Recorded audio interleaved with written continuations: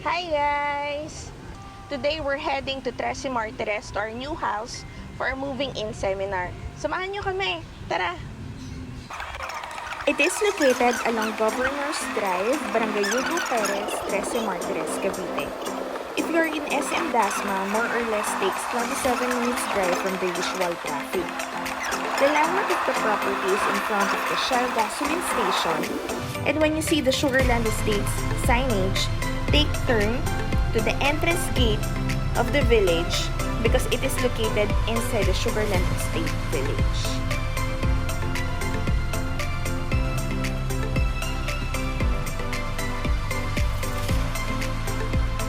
It is well monitored and secured by the village guards, kaya kailangan pa rin mag-iwan ng ID upon entering the village.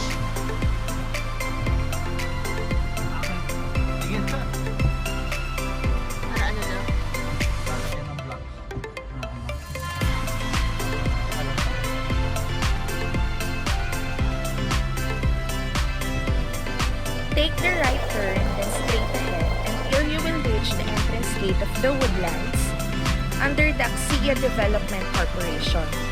This property is the Linnaeus single-attached, two-story house through Pag-ibig Finance.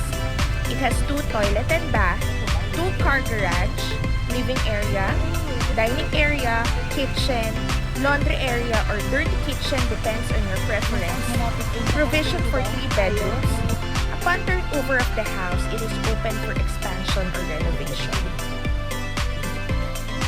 The lot area is 100 square meters and the floor area is 77 square meters. So we're here in our exact unit. Sayang kasi hindi namin nakuha yung corner lot since wala ng slab. But good thing with this property is we can put a small garden in front of the house.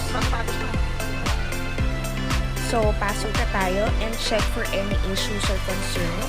Because we were told before turning over the keys to check for any issues or concerns, leaks. Very timely kasi it's raining, so we can check for any leaks from the roof, yan, from the walls. And we met Engineer Matthew, who is in charge for any issues.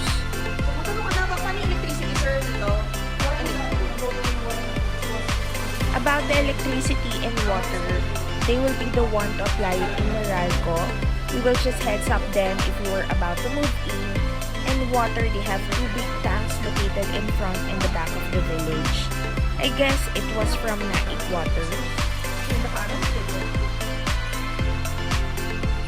We have the sliding door here in the dining for the lanai area. And the bar counter, here's the kitchen, and the service area here in the back. Medyo maliwanag lang yung capture ng video. So let's go upstairs. Let's check what's in here in the second floor. So there's again a toilet and bath. And a provision for 3 bedrooms. Upon turnover, it is really bare, no paint, no partitions of the bedroom, no tiles, no ceiling. So, ang mag-shoulder na nun is the owner, of course. Which is good na rin para makapili ng design yung owner. And then, upon checking naman so far, medyo moist lang yung wall upstairs. So, yun lang yung concern ni Jay. So, nandito kami sa pinaka-seminar wherein they will tell the rules and regulations of the village. And yung mga fees na need namin isettle before moving in. So, ayan, na-turn over na sa amin yung keys. So, may nakausap na rin kami contractor kung sinong mag-finishing and yung mga tiles and the ceiling. So, ayan. Finally, after 2 years of waiting. It took 2 years of waiting since it is a pre-selling. Then, we finished the equity for 2 years. And then, we can move in. The property offers amenities like linear park, 3 houses, basketball court, gazebos and playgrounds, clubhouse. And this is the tank, the water tank. And this is the look of the finished house. And this is the inside, the indoor design. So it's up to us if we're gonna follow this design or make our own.